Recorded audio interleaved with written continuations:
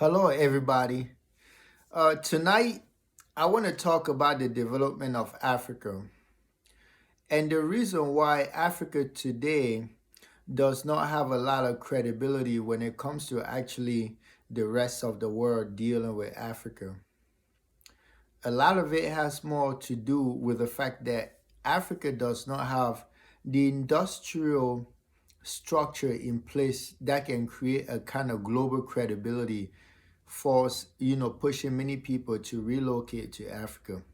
Yes, there are a lot of people relocating to Africa, but believe me, if Africa was known for being able to transform its raw material into final products and selling it competitively to the rest of the world, people would just respect Africa a little bit more. So as the descendant and custodians of Africa of today, it is our responsibility to make sure that Africa does not brag about, oh, I have raw material. I get really tired seeing African nations, even the greatest, even leaders in Africa, they go on a global stage and all they talk about is about they got raw material. You don't see the US, you don't see China, you don't see India, you don't see great nations. You do not see European nations sit down and say, oh, I have raw material to sell to the world. What they're going to tell you is they have human material, they have technology that they can use to transform whatever they have into final product and sell it to the world. Basically, they're telling the world, I have the technological sophistication to compete with the global stage. If you notice one thing, you might hear that an African country is growing really fast and it will draw people over there. And then maybe like 5, 6 years later, you hear that the same country has like an inflation rate of 15%. Why is that? The reason is that a lot of these countries' economy depend on a lot on the sale of commodity product. So, the price of oil might go up, the price of gold might go up, and they make a lot of money off of it. And then all of a sudden, the price of gold drops, and their currency and then the economy becomes weakened and it becomes very difficult for them to buy product. Why does it become difficult? Because most of the product that they were buying that they were buying to make their glamorous life look good was based on import. Like a lot of African country might sell a lot of oil, you might see some skyscrapers, you might see this, but they importing everything. The steel that they use to put together the skyscrapers is imported from China, the US, Europe, India. Almost everything that is industrialized is imported. That's one of the biggest tragedy of African advancement. Everything industrial is imported. Today in Africa, let's take the example of the automobile, the car. Everything about the automobile in Africa today, it's imported. If your starter on your car don't work, they have to import it. That's what separates Africa from, let's say, a place like South Korea. They have the ability, excuse me for a second, I'll turn off my furnace.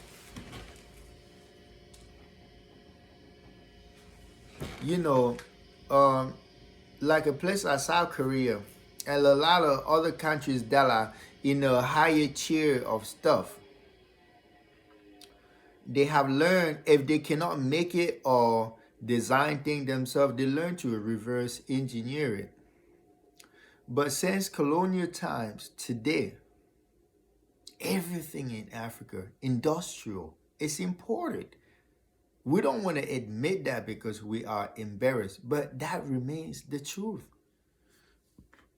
So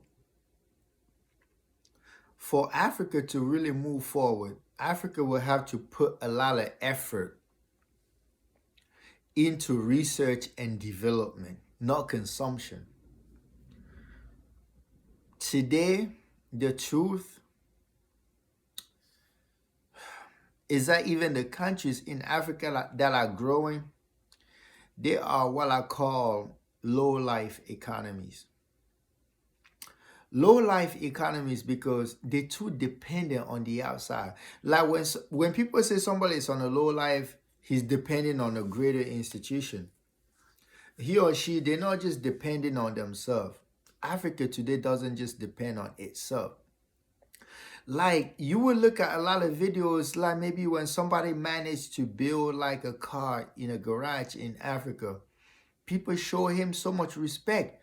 But what is that person mentality based on? It's based on the fact that he or she wants to build something that the US or Europe has built. But why they're trying to build an internal combustion engine, the rest of the world has moved on. They're building electrical cars. They're building Teslas.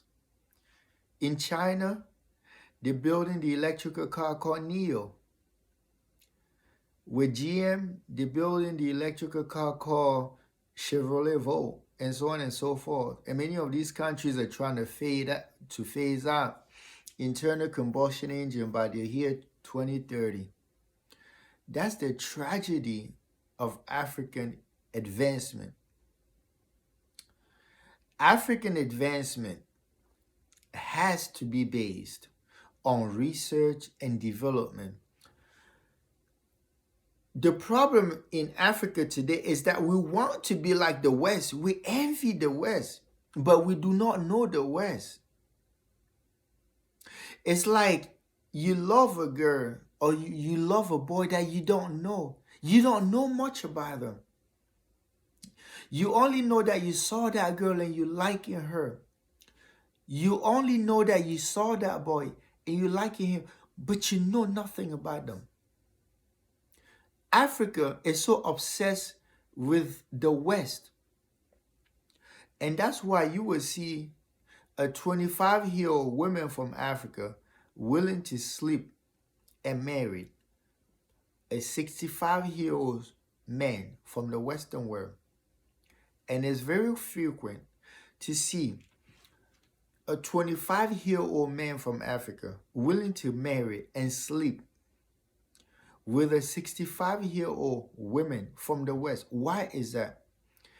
It's because in the mind of Africans, no matter how good we have it in Africa, we always believe that it will always be better in the West. That's the tragedy. That's the tragedy of the African identity. And that's one thing I would love to see change. So even when we talk of African development is based on the imitation and the attempt to catch up with the West.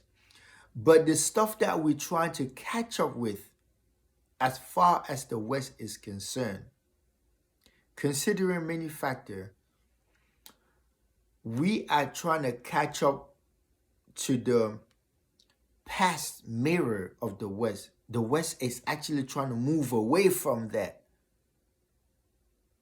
The West is trying to move away from the stuff that Africa is trying to have. Like, okay, people say in Africa, we got skyscrapers, okay?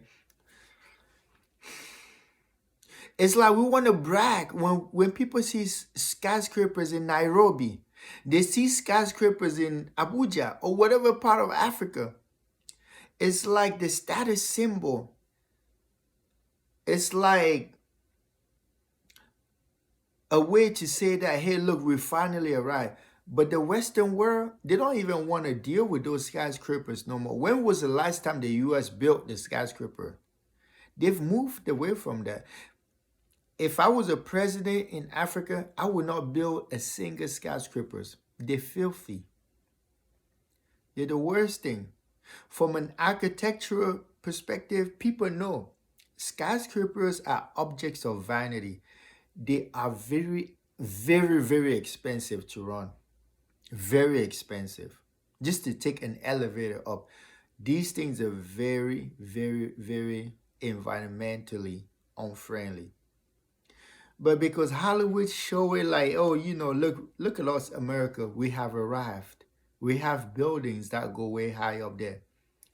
The Negro in Africa thinks we have to have it. We do not think outside of the box. So everything the West flash at our face, we say, oh, let me break my bones just to have the same thing. The stuff that the West flash at the face of Africans is not necessarily what we need. So where do I go from here? So, okay, I'm saying, okay, what the West always flash might not be what Africa needs. So what does Africa need? Africa needs an independent mindset of research and development that caters to the best interests of Africa. So, a skyscraper might not be the best thing for Africa, but by doing research and development, Africa could figure an alternative that is better for Africa. Africa could figure out a transportation type of vehicle, a transportation type of technology and mechanism that better fit Africa. That's what I'm saying, that right now we just don't operate with an independent mindset. We're too focused on copying. That's not right. We must be willing to research, because research is one thing. It's about science, but it's also about cultural psychology. When you put two people from different cultures together to work on a project, they are going to approach it from very different angles and perspective. Therefore, they will come out with different solutions. Like when it comes to the automobile, the Americans were like, every 5 years, our citizens buy a new car. So what's the whole point of building a car that is so reliable, so reliable? The Japanese, in the other hands, they say we want to build a car that will last as long as possible. Just different psychology. That's what Africa has to do, is come up with its own ideological structure to push its development. Ideological structures give to a region or country an identity. Just like the Soviet Union, for better or for worse, had communism as an ideology. The United States had capitalism as an ideology. You need that to progress. Africa does not have a common ideology right now. Africa movement right now is based on copying and pasting whatever is coming from the West and Africa. We need to stop that. We have to create an independent ideology, an independent approach in order to push the continent forward. That's what we need. So that's the message that I have for tonight, is that Africa progress is going to be based on an African independent ideology. Africa progress is not just going to be based on copy and pasting. There's too much sense of, oh, Americans wear their hair a certain way, so we got to wear that. And that's what is pushing all the skin bleaching tragedy on the continent. And on that, I blame the black man more. I blame the black man for skin bleaching in Africa. Just stop blaming black women. the truth is the black man is entangled mentally, and we have to free ourselves to show real love to our women and children. Let's just stop blaming black women. Yes, a lot of our women are damaged. I've been a witness and victim to dealing with women of our ancestry that I know for sure they're damaged. But let's help them. Let's not give up hope. Because the moment we give up on our women, we ourselves will fall. So, that's all I wanted to say. That I don't care whether they say Nairobi or Tanzania is growing. My question is, what is Tanzania building? If you look at the core, the economy of Tanzania is probably based on selling some natural gas offshore. If you look closely, the economy of Kenya is probably based on, it's probably based on selling some, it's probably based on selling some raw material or invest or inviting a bunch of tourists that are so disrespectful and so entitled. I don't like a tourist economy. If you guys are promoting tourism in Africa, I'm from Cameroon and I will make a video. I don't want any African economy to be based on tourism. The tourist-based economies they are always the most fragile in the world because a tourist economy succeeds based on people liking you. You want an economy that is based on people buying your product and services because they need it. They're desperate for it. Like you create a 5G technology. People buy it not because they like you. They don't care how you look, how you act, how you talk. They're buying it because they need it. They're desperate. That's what Africa has to do. Africa got to create something. Like this whole coronavirus. Africa has no vaccine. Africa is just going all over the world trying to shop for it. I got my own different opinion about that vaccine. Okay? But that's the truth, dog. That's the truth. The economy of Africa.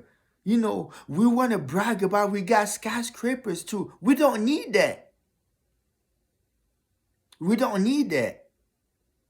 We need a different type of architecture that when people I'm tired of people going to Africa and say, oh, this place looks like New York. It looks like Miami. It's not supposed to be.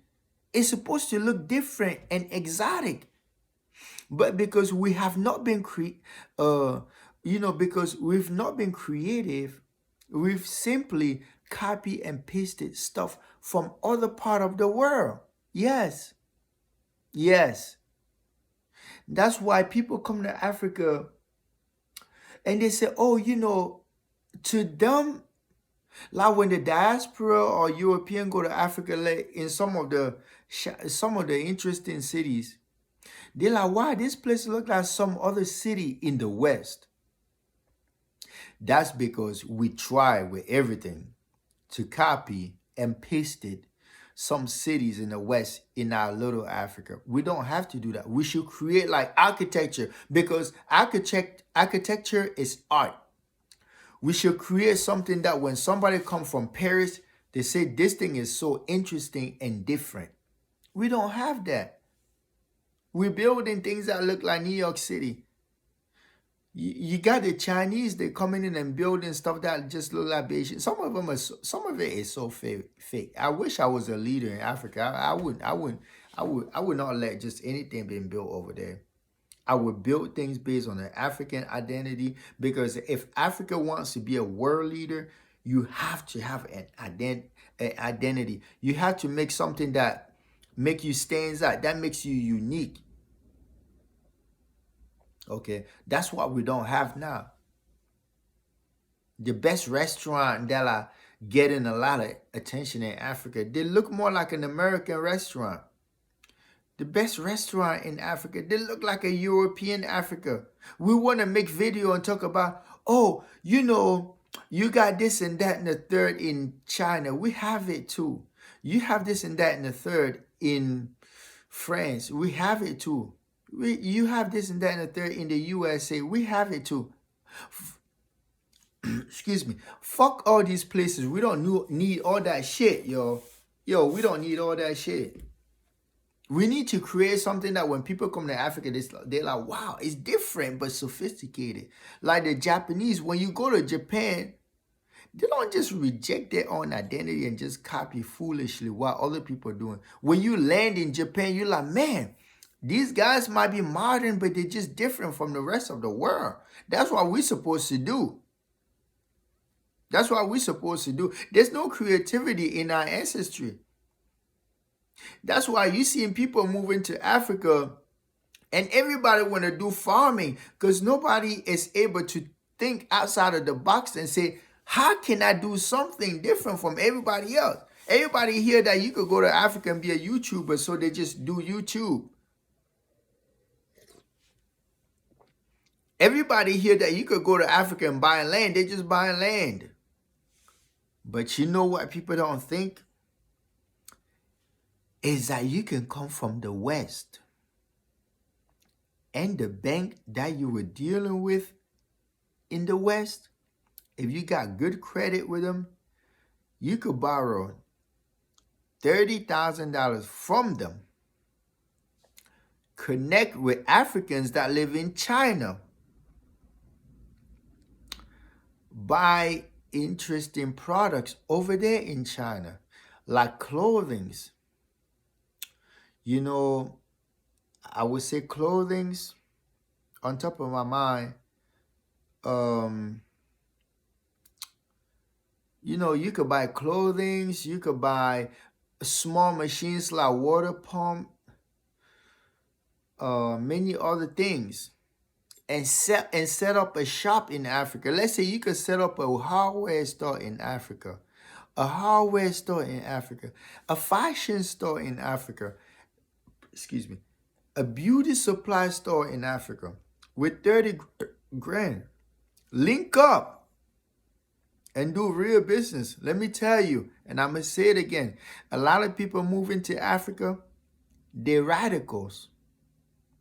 They're people with problems. You might not agree with me, but you know, they're moving there out of anger for America. When they're moving there just out of anger for the world. You should move there because you want to get even bigger. So you use your American passport to go to China, buy industrial product and sell it in Africa. Link up. There's a lot of Africans that live there in China, in Guangzhou. Link up. There's no group of people that can get big without being, you know, without being global. You can't just have a tribal mindset. If you're thinking of just moving from the USA and go to some villages and start like drinking like palm wine, you will suffer. You're not going to succeed. So yeah, to end the video, I would just say that I would love to see Africa's development being based on research and development, innovation, rather than constantly bragging about we got raw material to sell. Fuck that shit. Okay, with that, good night, fellas. Much love. Bye.